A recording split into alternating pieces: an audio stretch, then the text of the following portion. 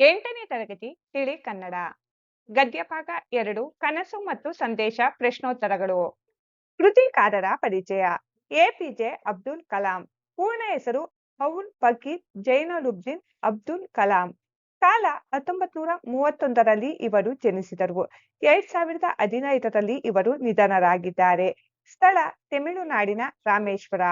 ಕೃತಿಗಳು wings of fire, India my dream, India 2020, my journey, target 3 billion ಇನ್ನು ಮುಂತಾದವು.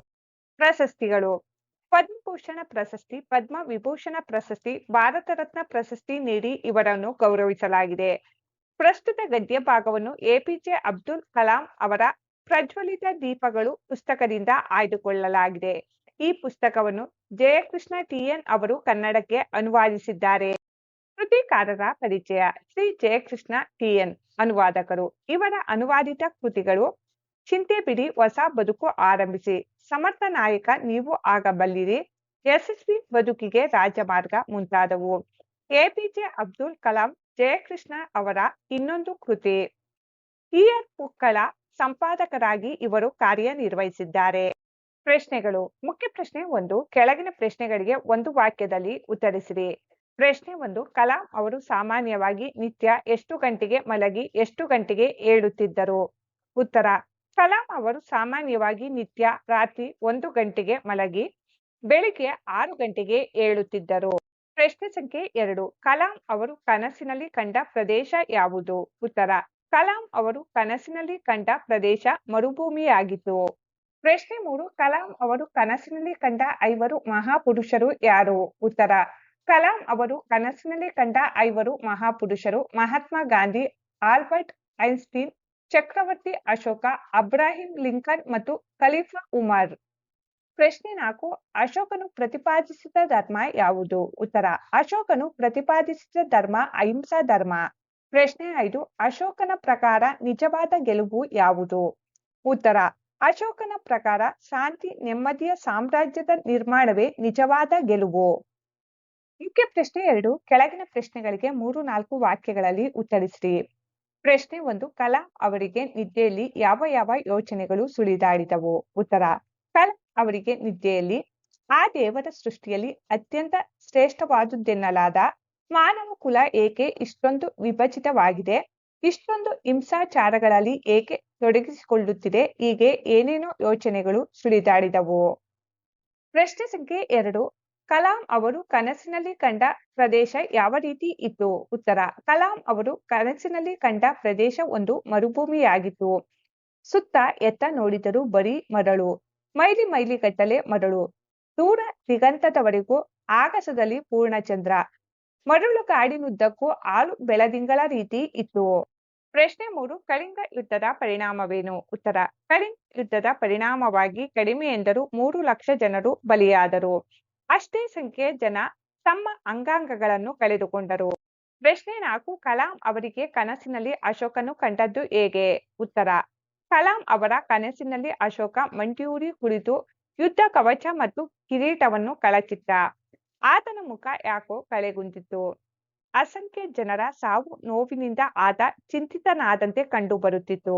ಪ್ರಶ್ನೆ 5. ಕಲಾಂ ಅವರ ಕನಸಿನಲ್ಲಿ ಅಶೋಕನು ಯಾವ ಸಂದೇಶ ನೀಡಿದನು? ಉತ್ತರ. ಕಲಾಂ ಅವರ ಕನಸಿನಲ್ಲಿ ಅಶೋಕನು ಜಯ ಎಂಬುದು ಸಾವು ನೋವು ಉಂಟು ಮಾಡುವುದರಲ್ಲಿ ಇಲ್ಲ, ಶಾಂತಿ ನೆಮ್ಮದಿಯ ಸಾಮ್ರಾಜ್ಯ ನಿರ್ಮಾಣವೇ ನಿಜವಾದ ಗೆಲುವು ಎಂಬ ಸಂದೇಶವನ್ನು ನೀಡಿದನು. ಪ್ರಶ್ನೆ 6. ಕನಸಿನ ಬಗ್ಗೆ ಕಲಾಂ ಅವರ ಸಂದೇಶವೇನು? ಉತ್ತರ. ಕನಸು ಕಾಣಿರಿ, ಕನಸು ಕಾಣಿರಿ, ಕನಸು ಕಾಣಿರಿ. ಕನಸುಗಳು ಯೋಚನೆಗಳ ರೂಪ ತಳೆಯುತ್ತವೆ, ಆ ಯೋಚನೆಗಳು ಕಾರ್ಯರೂಪಕ್ಕಿಳಿಯುತ್ತವೆ ಎಂಬುದು ಕನಸಿನ ಬಗ್ಗೆ ಕಲಾಂ ಅವರ ಸಂದೇಶ. ಮುಖ್ಯ ಪ್ರಶ್ನೆ 3. ಕೆಳಗಿನ ಪ್ರಶ್ನೆಗಳಿಗೆ 7-8 ವಾಕ್ಯಗಳಲ್ಲಿ ಉತ್ತರಿಸಿರಿ. ಪ್ರಶ್ನೆ 1. ಕಲಾಂ ಅವರ ಕನಸಿನಲ್ಲಿ ಮಹಾತ್ಮ ಗಾಂಧೀಜಿ ಏನೆಂದು ಮಾತನಾಡಿದರು? ಉತ್ತರ. ಕಲಾಂ ಅವರ ಕನಸಿನಲ್ಲಿ ಮಹಾತ್ಮ ಗಾಂಧೀಜಿಯವರು, ಸ್ನೇಹಿತರೆ, ನಮಗೆ ಕೇಳಿ ಬರುತ್ತಿರುವ ದಿವ್ಯ ಸಂದೇಶವು ಆ ಸೃಷ್ಟಿ ನಿಯಾಮಕನದ್ದು. ಇಲ್ಲಿ ನೆರೆದ ನಾವೆಲ್ಲರೂ ಭೂಗ್ರಹಕ್ಕೆ ಸೇರಿದವರಾಗಿರುವುದರಿಂದ ಇಡೀ ಮಾನವ ಕುಲಕ್ಕೆ ನಾವು ಈ ಸಂದೇಶವನ್ನು ತಲುಪಿಸಬೇಕಾಗಿದೆ. ನಾನಾ ಜಾತಿ, ಜನಾಂಗ, ಮತ, ಧರ್ಮ ಹಾಗೂ ಭಾಷೆಗಳ ಜನರು ಶಾಂತಿ ನೆಮ್ಮದಿಯಿಂದ ಏಳಿಗೆ ಸಾಧಿಸುತ್ತಾ ಹೇಗೆ ಬಾಳಬಹುದು ಎಂಬುದನ್ನು ನಾವು ತಿಳಿದುಕೊಳ್ಳಬೇಕಾಗಿದೆ. ಆ ದೇವರು ನಮ್ಮೆಲ್ಲರಿಗೂ ವಿಶಿಷ್ಟವಾದುದನ್ನು ದಯಪಾಲಿಸಿದ್ದಾನೆ. ಅದನ್ನು ನಾವು ನಮ್ಮ ಸತ್ಕಾರ್ಯಗಳು ಹಾಗೂ ಶ್ರಮದ ಮೂಲಕ ಮಾನವ ಕುಲಕ್ಕೆ ತಲುಪಿಸಿದ್ದು ಆಗಿದೆ. ಆದರೆ ಅದರ ಪರಿಣಾಮ ಬೀರಿದೆಯೇ? ಅದಕ್ಕಾಗಿ ಯಾವುದಾದರೂ ದಿವ್ಯ ಸಂದೇಶ ಅಥವಾ ತತ್ವ ಇದೆಯೇ? ದೈವಿಕ ಸೌಂದರ್ಯವು ಮಾನವ ಹೃದಯವನ್ನು ಪ್ರವೇಶಿಸುವಂತಾಗಬೇಕು. ಇದು ಸಾಧ್ಯವೇ ಎಂದು ಮಾತನಾಡಿದರು. ಪ್ರಶ್ನೆ ಸಂಖ್ಯೆ 2. ಮಾನವನ ತನುಮನಗಳಲ್ಲಿ ಸುಖ ಸಂತೋಷ ಅರಳಲು ಏನು ಮಾಡಬೇಕು? ಉತ್ತರ: ಅಶೋಕ ಚಕ್ರವರ್ತಿ ಸಾರಿದ ಅಹಿಂಸಾ ಪರಮೋ ಧರ್ಮ ಸಿದ್ಧಾಂತದ ಮೂಲಕ ಮಾನವ ನಡುವಣ ಪ್ರೀತಿಯ ಮಹತ್ವವನ್ನು ಅರಿಯಬೇಕು. ಗಾಂಧೀಜಿ ಹೇಳಿದಂತೆ ನಾನಾ ಜಾತಿ, ಜನಾಂಗ, ಮತ, ಧರ್ಮ ಹಾಗೂ ಭಾಷೆಗಳ ಜನರು ಶಾಂತಿ ನೆಮ್ಮದಿಯಿಂದ ಏಳಿಗೆ ಸಾಧಿಸುತ್ತಾ ಬಾಳಬೇಕು. ದೈವಿಕ ಸೌಂದರ್ಯವು ಮಾನವ ಹೃದಯವನ್ನು ಸ್ಪರ್ಶಿಸುವಂತಾಗಬೇಕು. ಮತ್ತು ಅಶೋಕ ಚಕ್ರವರ್ತಿ ಹೇಳಿದಂತೆ ಜಯ ಎಂಬುದು ಸಾವು ನೋವು ಉಂಟು ಮಾಡುವುದರಲ್ಲಿಲ್ಲ, ಶಾಂತಿ ನೆಮ್ಮದಿಯ ಸಾಮ್ರಾಜ್ಯ ನಿರ್ಮಾಣವೇ ನಿಜವಾದ ಗೆಲುವು. ಇವುಗಳನ್ನು ಸಾಧಿಸಿದಾಗ ಮಾನವನ ತನುಮನಗಳಲ್ಲಿ ಸಂತೋಷ ಅರಳಲು ಸಾಧ್ಯವಾಗುತ್ತದೆ. ಮುಖ್ಯ ಪ್ರಶ್ನೆ 4. ಸಂದರ್ಭದೊಡನೆ ವಿವರಿಸಿ. ವಾಕ್ಯ 1. ನಾವು ನಿಜಕ್ಕೂ ಅದೃಷ್ಟ ಮಾಡಿರಬೇಕು. ಆಯ್ಕೆ: ಈ ವಾಕ್ಯವನ್ನು ಅಬ್ದುಲ್ ಕಲಾಂ ಅವರು ರಚಿಸಿರುವ ಪ್ರಜ್ವಲಿತ ದೀಪಗಳು ಎಂಬ ಪುಸ್ತಕದಿಂದ ಆಯ್ದ ಕನಸು ಮತ್ತು ಸಂದೇಶ ಎಂಬ ಪಾಠದಿಂದ ಆರಿಸಿಕೊಳ್ಳಲಾಗಿದೆ. ಈ ಮಾತನ್ನು ಲೇಖಕರು ಓದುಗರಿಗೆ ಹೇಳುತ್ತಾರೆ. ಸಂದರ್ಭ: ನಾನು ರಾಂಚಿಯಿಂದ ಬೊಕಾರೋಗೆ ಪ್ರಯಾಣಿಸುತ್ತಿದ್ದ ಹೆಲಿಕಾಪ್ಟರ್ ಇನ್ನೇನು ಭೂಸ್ಪರ್ಶ ಮಾಡಬೇಕೆನ್ನುವಷ್ಟರಲ್ಲಿ ಭಾರೀ ಸದ್ದಿನೊಂದಿಗೆ ನೆಲಕ್ಕಪ್ಪಳಿಸಿತು. ಅದರ ಎಂಜಿನ್ನಲ್ಲಿ ಏನೋ ದೋಷ ಕಾಣಿಸಿಕೊಂಡಿತು. ಆದರೆ ಎಲ್ಲರೂ ಪವಾಡ ಸದೃಶ ರೀತಿಯಲ್ಲಿ ಬದುಕಿ ಉಳಿದೆವು ಎಂದು ಹೇಳುವ ಸಂದರ್ಭದಲ್ಲಿ ಲೇಖಕರು ನಾವು ನಿಜಕ್ಕೂ ಅದೃಷ್ಟ ಮಾಡಿರಬೇಕು ಎಂದು ಓದುಗರಿಗೆ ಹೇಳುತ್ತಾರೆ. ವಾಕ್ಯ 2. ನನ್ನ ಅತ್ಯಂತ ನೆಚ್ಚಿನ ಮಹಾಪುರುಷರು ಅವರು, ನಾನು ಆರಾಧಿಸುವಂತವರು.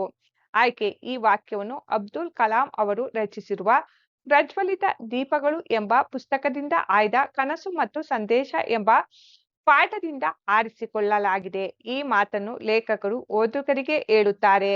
ಸಂದರ್ಭ: ಉದ್ವೇಗ ನಿವಾರಣೆಗೆಂದು ಔಷಧಿ ತೆಗೆದುಕೊಂಡು ಬೇಗನೆ ನಿದ್ರಿಸಿದೆ. ನನಗೆ ಅದು ಸವಿನಿದ್ದೆಯಂತೂ ಆಗಿರಲಿಲ್ಲ. ಮಾನವ ಕುಲ ಏಕೆ ಇಷ್ಟೊಂದು ವಿಭಜಿತವಾಗಿದೆ? ಇಷ್ಟೊಂದು ಹಿಂಸಾಚಾರಗಳಲ್ಲಿ ಏಕೆ ತೊಡಗಿಸಿಕೊಳ್ಳುತ್ತಿದೆ? ಹಾಗೆ ಏನೇನೋ ಯೋಚನೆಗಳು. ಆಗ ನನ್ನ ಕನಸಿನಲ್ಲಿ 5 ಮಹಾಮೇಧಾವಿಗಳು ಏನನ್ನು ಮಾತನಾಡುತ್ತಿರುವಂತೆ ಭಾಸವಾಯಿತು. ನನ್ನ ಅತ್ಯಂತ ನೆಚ್ಚಿನ ಮಹಾಪುರುಷರು ಅವರು, ನಾನು ಆರಾಧಿಸುವಂತವರು ಎಂದು ಲೇಖಕರು ಹೇಳುತ್ತಾರೆ. ವಾಕ್ಯ 3. ಅಹಿಂಸಾ ಧರ್ಮದ ಉದಯವಾಯಿತು.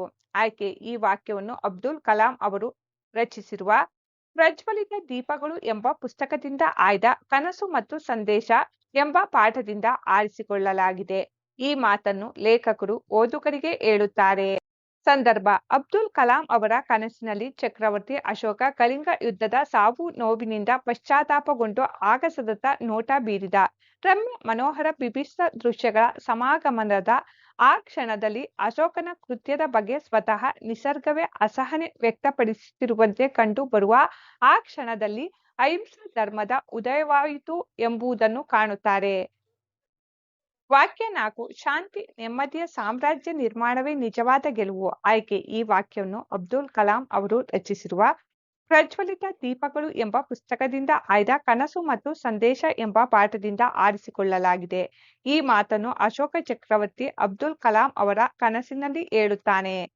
ಸಂದರ್ಭ: ಕಳಿಂಗ ಯುದ್ಧದಿಂದ ಪಶ್ಚಾತ್ತಾಪಗೊಂಡು ಅಹಿಂಸಾ ಧರ್ಮವನ್ನು ಪಾಲಿಸಿದ ಅಶೋಕ ಚಕ್ರವರ್ತಿ ಜಯ ಎಂಬುದು ಸಾವು ನೋವು ಉಂಟು ಮಾಡುವುದರಲ್ಲಿ ಇಲ್ಲ, ಶಾಂತಿ ನೆಮ್ಮದಿಯ ಸಾಮ್ರಾಜ್ಯ ನಿರ್ಮಾಣವೇ ನಿಜವಾದ ಗೆಲುವು ಎಂಬ ಸಂದೇಶವನ್ನು ಸಾರುತ್ತಾನೆ. ವಾಸಾಭ್ಯಾಸ. ಮುಖ್ಯ ಪ್ರಶ್ನೆ 1. ಕೆಳಗಿನ ಪದಗಳನ್ನು ಸ್ವಂತ ವಾಕ್ಯದಲ್ಲಿ ಬರೆಯಿರಿ.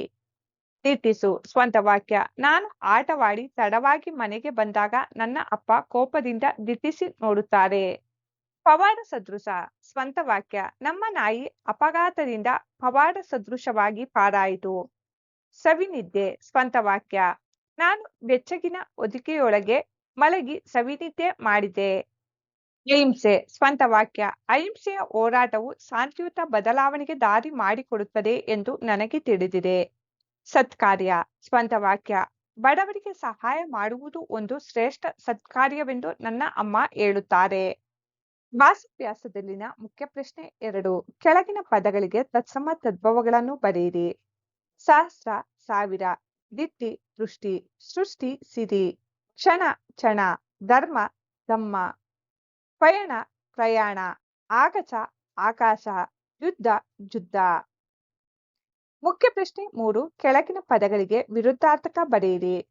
ಕೃತಜ್ಞತೆ ಅಕೃತಜ್ಞತೆ, ದಯೆ ನಿರ್ದಯೆ, ಸತ್ಕಾರ್ಯ ಅಕಾರ್ಯ, ಅನಿರೀಕ್ಷಿತ ನಿರೀಕ್ಷಿತ, ಅದೃಷ್ಟ ದುರಾದೃಷ್ಟ, ಹಿಂಸೆ ಅಹಿಂಸೆ, ಅಸಹನೆ ಸಹನೆ. ಮುಖ್ಯ ಪ್ರಶ್ನೆ 4 ಕೆಳಗಿನ ಪದಗಳನ್ನು ಬಿಡಿಸಿ ಬರೆಯಿರಿ. ನೆಲಕ್ಕಪ್ಪಳಿಸು, ನೆಲಕ್ಕೆ ಪ್ಲಸ್ ಅಪ್ಪಳಿಸು. ಅಂಗಾಂಗ, ಅಂಗ ಪ್ಲಸ್ ಅಂಗ. ದಿಗಂತ, ದಿಕ್ ಪ್ಲಸ್ ಅಂತ, ಅತ್ಯಂತ, ಅತಿ ಪ್ಲಸ್ ಅಂತ. ದಿಗ್ವಿಜಯ, ದಿಕ್ ಪ್ಲಸ್ ವಿಜಯ. ಕಳೆಗುಂದು, ಕಳೆ ಪ್ಲಸ್ ಕುಂದು. ಮುಖ್ಯ ಪ್ರಶ್ನೆ 5 ಕೆಳಗಿನ ಪದಗಳಿಗೆ ಸಮಾನಾರ್ಥಕ ಪದಗಳನ್ನು ಬರೆಯಿರಿ. ಯುದ್ಧ, ಸಮಾನಾರ್ಥಕ ಪದಗಳು ಸಮರ ಕಾಳಗ.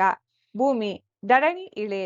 ಆರಾಧಿಸು, ಪೂಜಿಸು, ಅರ್ಚಿಸು, ಮೆಚ್ಚಿಸು. ಯಾತನೆ, ನೋವು, ಹಿಂಸೆ. ಪದಗಳ ಅರ್ಥ: ಆಘಾತ, ಪೆಟ್ಟು ಅಥವಾ ಕೇಡು. ಆಹುತಿ, ಬಲಿ. ಕುಬ್ಜ, ಕುಳ್ಳ ಅಥವಾ ಸಣ್ಣವ. ಕೃತ್ಯ, ಕೆಲಸ. ಧೀರಿಸು, ಉಡುಪು. ಧರಣಿ, ಭೂಮಿ. ನೀರವತೆ, ಮೌನ ನಿಶಬ್ದ. ವಿಭತ್ಸ, ಜಿಗುಪ್ಸೆ ಅಸಹ್ಯ. ಮರುಭೂಮಿ, ಮರಳು ತುಂಬಿದ ಭೂಮಿ. ವಿಭಜಿತ, ಬೇರೆಯಾದ ಅಥವಾ ವಿಂಗಡಿಸಿದ. ಆರಾಧಿಸು, ಪೂಜಿಸು, ಸ್ಮರಿಸು. ಉದ್ಯುಕ್ತ, ಪ್ರಯತ್ನಿಸು, ಸಿದ್ಧವಾಗು. ಕೃತಜ್ಞತೆ, ಉಪಕಾರ ಸ್ಮರಣೆ. ದಿಗಂತ, ಕ್ಷಿತಿಜ. ದಿಗ್ವಿಜಯ, ರಾಜ್ಯಗಳನ್ನು ಜಯಿಸುವುದು. ನಿರ್ದಯಿ, ಕ್ರೂರಿ, ದಯೆ ಇಲ್ಲದವ. ಪವಾಡ ಸದೃಶ, ಆಶ್ಚರ್ಯಕರ ರೀತಿಯಲ್ಲಿ. ಭಾಸವಾಗು, ಕಾಣು, ತೋರು, ಅನಿಸುತ್ತದೆ. ಮೇಧಾವಿ, ಬುದ್ಧಿವಂತ.